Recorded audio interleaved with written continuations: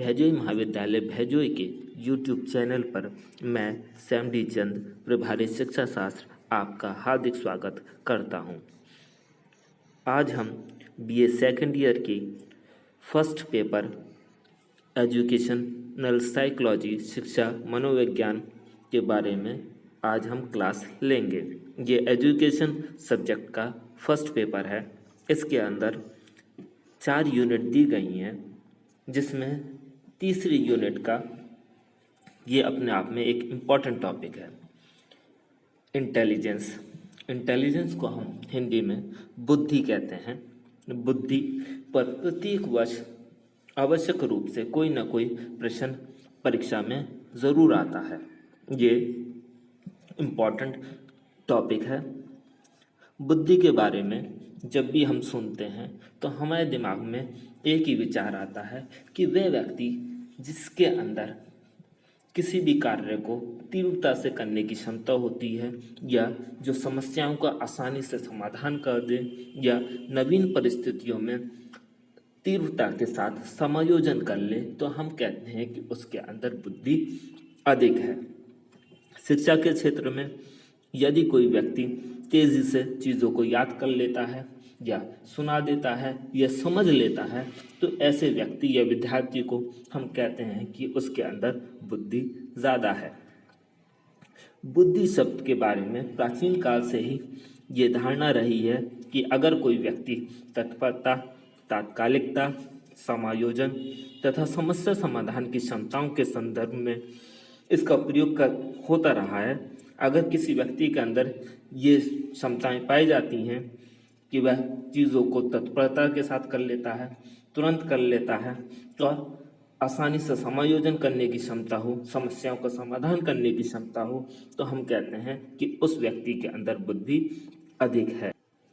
लेकिन मनोवैज्ञानिकों के बीच में सदैव मतभेद रहा है कि बुद्धि का स्वरूप अपने आप में क्या है, बुद्धि का अर्थ क्या है, उसे हम किस रूप से परिभाषित करें। ये हमेशा मतभेद का विषय मनोवैज्ञानिकों के बीच में रहा है। मतभेद समाप्त करने के लिए मनोवैज्ञानिक अनेक अवसरों पर एकत्रित हुए, जिसमें सर्वप्रथम 1910 में, फिर 1921 में, फिर 1923 में। 1910 में अंग्रेज मनोवैज्ञानिकों की सभा हुई थी, 1921 में अमेरिकी मनोवैज्ञानिकों की सभा हुई, 1923 में विश्व के प्रसिद्ध मनोवैज्ञानिकों की अंतर्राष्ट्रीय परिषद नामक सभा हुई। इसके अंदर सभी मनोवैज्ञानिक एक मत नहीं हो पाए कि बुद्धि अपने आप में है क्या, इसका स्वरूप क्या है। इनके अंदर मतभेद बना रहा। इन मतभेदों की वजह से रॉस कहते हैं कि वह निश्चित नहीं कर सके कि बुद्धि में स्मृति या कल्पना या भाषा या अवधान या गामक योग्यता या संवेदना सम्मिलित है या नहीं है। अर्थात हम कह सकते हैं कि इन सभाओं के बावजूद भी मनोवैज्ञानिक एक मत नहीं हो पाए कि बुद्धि के अंदर हम किन चीज़ों को सम्मिलित करें या किन चीज़ों को सम्मिलित ना करें। प्रसिद्ध मनोवैज्ञानिकों के द्वारा बुद्धि के बारे में अनेक परिभाषाएं दी गई हैं। उन परिभाषाओं को उनकी विशेषताओं के आधार पर हम अलग अलग वर्गों में विभाजित कर लेते हैं। मुख्यतः परिभाषाओं को हम 5 वर्गों में विभाजित करते हैं। पहला वर्ग है सीखने की योग्यता। इसके अंदर वह मनोवैज्ञानिक आते हैं जो बुद्धि को एक सीखने की योग्यता मानते हैं। उनका मानना है कि जिस व्यक्ति के अंदर जितनी ज़्यादा अधिक सीखने की योग्यता होगी, उसके अंदर बुद्धि भी उतनी अधिक होगी। इसमें सबसे पहले हैं बकिंघम। ये कहते हैं कि बुद्धि सीखने की योग्यता है, अर्थात जिस व्यक्ति के अंदर सीखने की योग्यता होगी उसके अंदर बुद्धि भी होगी। कार्लविन कहते हैं कि एक व्यक्ति उतनी ही बुद्धि रखता है जितना कि उसने नवीन परिस्थितियों से समायोजन करना सीख लिया है या सीख सकता है। अर्थात व्यक्ति के पास अगर नवीन परिस्थितियों के अंतर्गत समायोजन करने की क्षमता है या वह नवीन परिस्थितियों में सीखने की योग्यता रखता है, तो उसके पास बुद्धि है। गाल्टन भी कहते हैं कि बुद्धि पहचानने तथा सीखने की शक्ति है।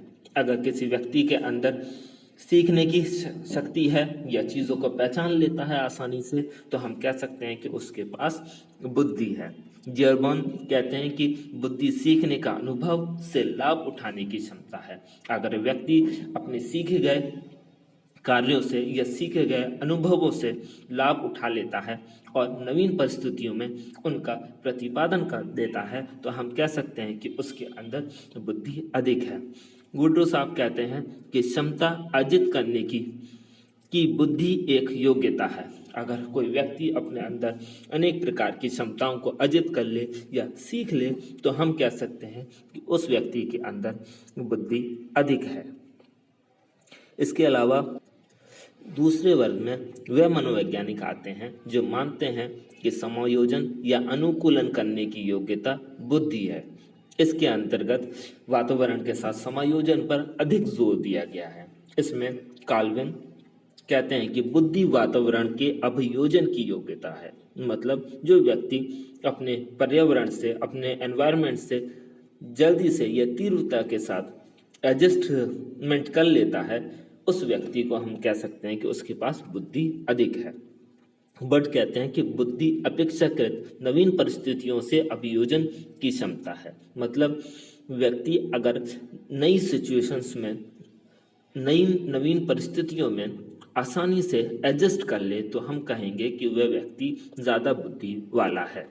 स्टर्न कहते हैं कि बुद्धि जीवन की नवीन परिस्थितियों और समस्याओं के साथ अनुकूलन करने की सामान्य योग्यता है। अर्थात लगभग सभी मनोवैज्ञानिकों का कहना समान ही है कि अगर कोई व्यक्ति नवीन परिस्थितियों में या नई समस्याओं के साथ अपने आप को एडजस्ट कर ले, उनके अनुकूल अपने आप को बना ले तीव्रता के साथ, तो हम कहेंगे कि उस व्यक्ति के अंदर बुद्धि अधिक है। वैज्ञानिक भी कहते हैं कि अपेक्षाकृत नई एवं परिवर्तित स्थितियों को समझने और उनके अनुसार समायोजित करने की योग्यता ही बुद्धि है। क्रूज का विचार है कि बुद्धि किसी नई और विभिन्न परिस्थिति में उचित प्रकार से समायोजन करने की क्षमता है। रॉस कहते हैं चेतना में नई परिस्थिति में अनुकूलन करना ही बुद्धि है। वुडवर्थ का विचार है कि बुद्धि का अर्थ विवेक का प्रयोग करना है। इस प्रकार इन सभी परिभाषाओं के आधार पर हम कह सकते हैं कि अगर कोई व्यक्ति समायोजन या अनुकूलन करने की योग्यता रखता है, तो उसके अंदर बुद्धि अधिक है। तीसरे वर्ग में वे मनोवैज्ञानिक आते हैं जो समस्या समाधान की योग्यता को महत्व देते हैं। इन मनोवैज्ञानिकों का मानना है अगर कोई व्यक्ति या कोई छात्र किसी समस्या का समाधान तीव्रता के साथ कर लेता है या समस्या का समाधान सही ढंग से कर लेता है, तो उसके अंदर बुद्धि अधिक है। रायवन का विचार है कि बुद्धि वह शक्ति है जो हमें समस्या समाधान में व अपने उद्देश्यों की प्राप्ति में क्षमता प्रदान करती है। अर्थात बुद्धि वह शक्ति है जो समस्या को समाधान के लिए या हमारे जो भी उद्देश्य हैं उनकी प्राप्ति में हमारी मदद करे। थॉर्नडाइक कहते हैं कि वास्तविक परिस्थितियों के अनुसार अपेक्षित प्रतिक्रिया की योग्यता ही बुद्धि है। अगर हमारे सामने कोई समस्या आ रही है, उस समस्या के समाधान के लिए अगर हम सही ढंग से प्रतिक्रिया करते हैं और उस समस्या का समाधान कर लेते हैं, तो हम कह सकते हैं कि हमारे पास बुद्धि अधिक है। इसके अलावा चौथा वर्ग उन मनोवैज्ञानिकों का है जो ये मानता है कि बुद्धि अमूर्त चिंतन करने की योग्यता है।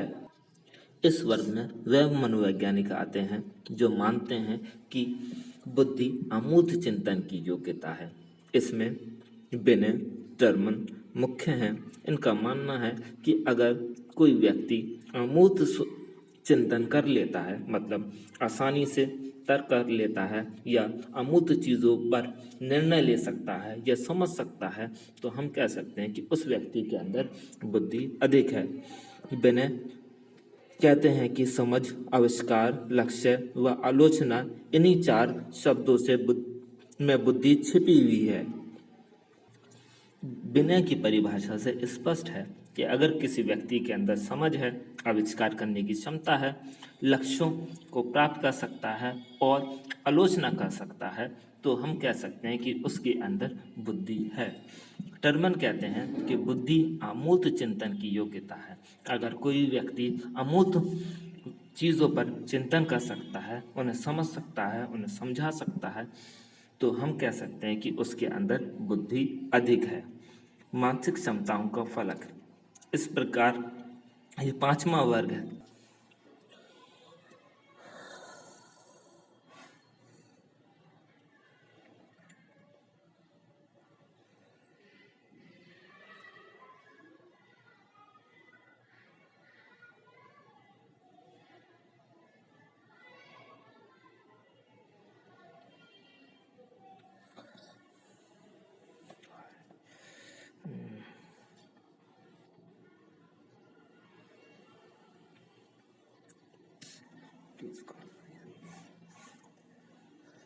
बहुत कुछ करना है यार।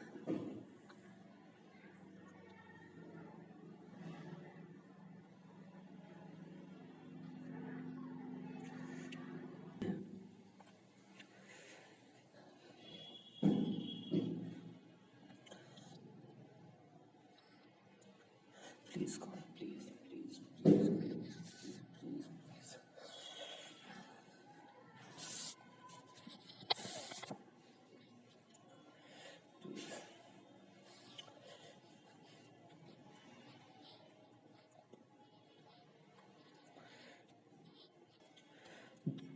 जो परिभाषाएं मनोवैज्ञानिकों ने दी हैं, उसी के आधार पर हम निष्कर्ष के रूप में ये विशेषताएं बताते हैं। पहली विशेषता है कि बुद्धि सीखने की क्षमता है।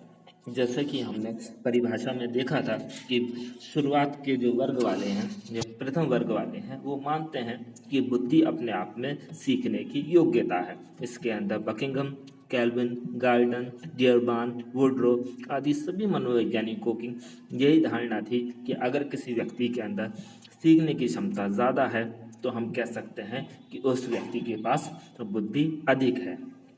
अर्थात इन परिभाषाओं के आधार पर हम कह सकते हैं कि बुद्धि की एक विशेषता ये है कि इसके द्वारा व्यक्ति अधिक मात्रा में सीख पाता है, या जिस व्यक्ति के अंदर सीखने की क्षमता ज़्यादा होती है उसके पास अधिक बुद्धि होती है।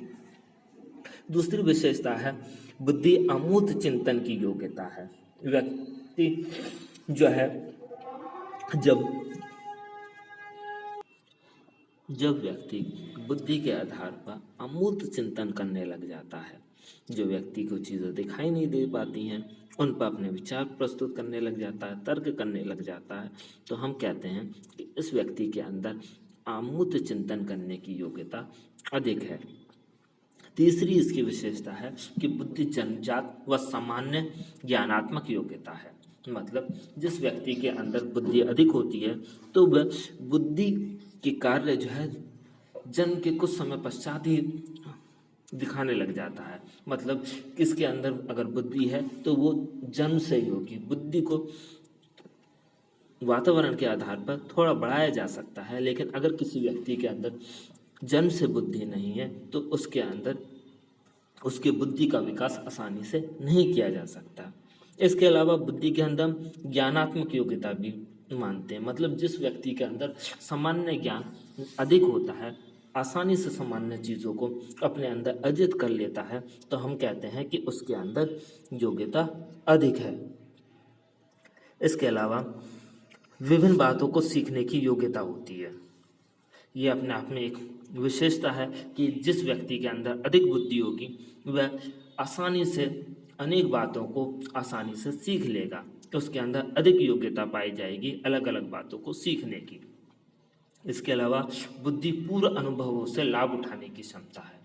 जिस व्यक्ति के अंदर जितनी अधिक बुद्धि होगी वह अपने पूर्व अनुभवों से अपने आगे आने वाली समस्याओं का समाधान आसानी से कर लेगा, आसानी से नवीन परिस्थितियों में अनुकूलन कर लेगा, समस्याओं का समाधान कर लेगा।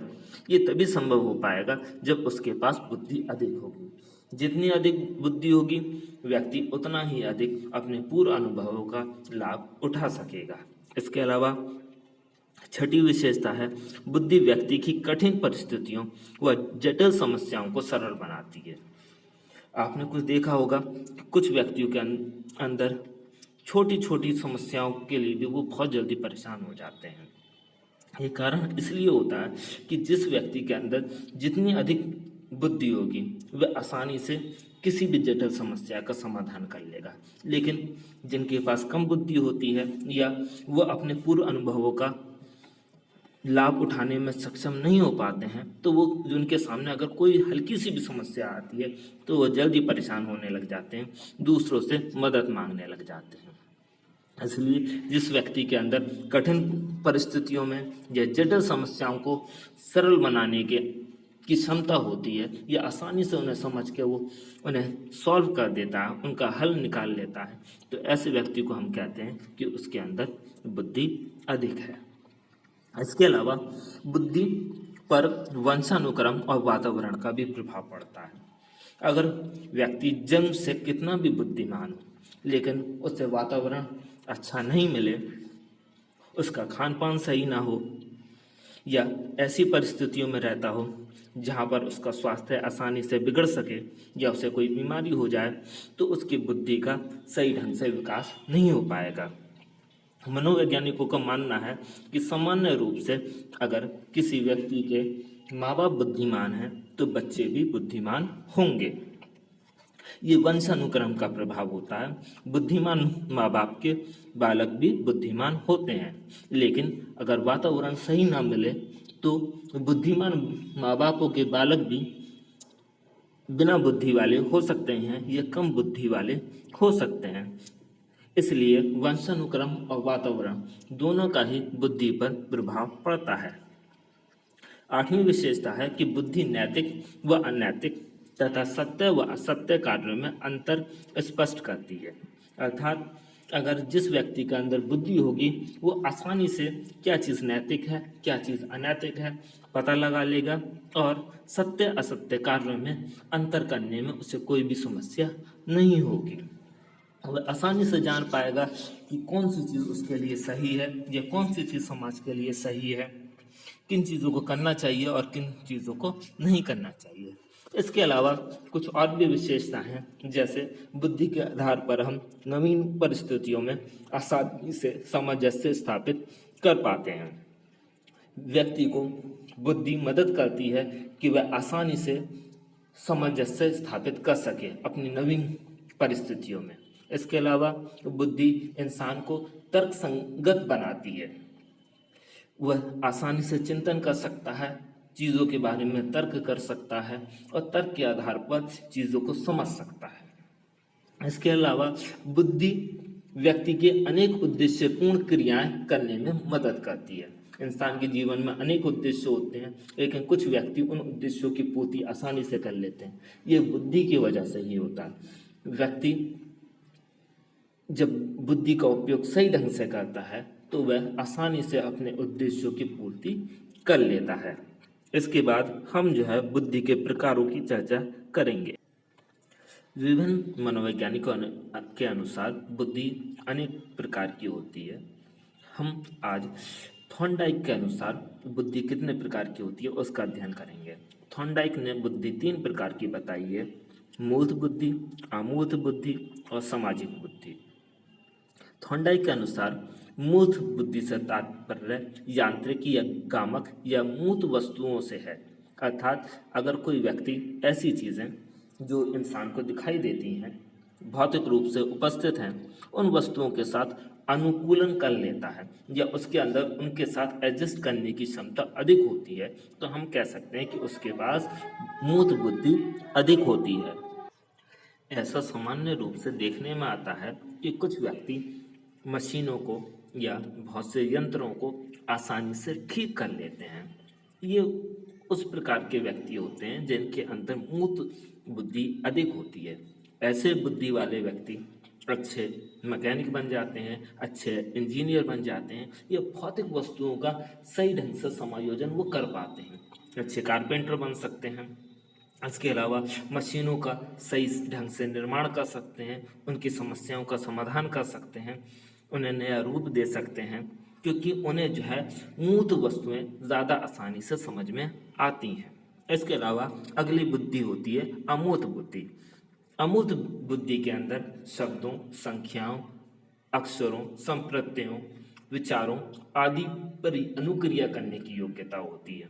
अर्थात जो व्यक्ति अमूर्त चीज़ों पर, जैसे शब्द हैं, संख्याएं हैं, या कोई कॉन्सेप्ट है या कोई विचार है, उस पर जितनी अच्छी तरीके से अनुक्रिया कर लेता है, तो हम कह सकते हैं कि उसके अंदर ज़्यादा अच्छी अमूर्त बुद्धि है।